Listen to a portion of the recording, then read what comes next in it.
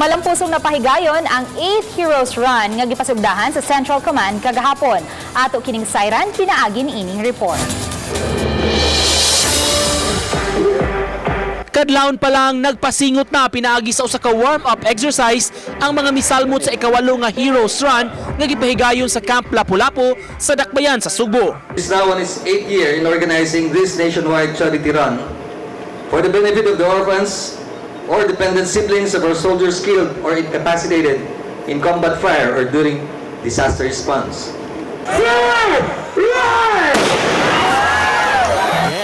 Sa temang takbo para sa kapayapaan, unang midagan ang mga runner sa 3.2 kilometer run.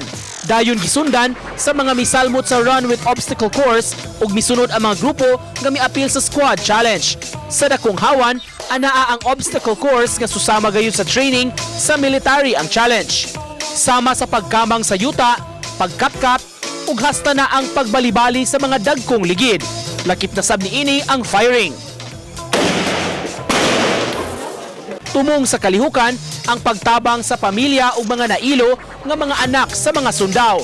Apan gawa sa pagtabang ang pag-umulsab sa camaraderie ug pagkat-on og teamwork sa matag partisipante.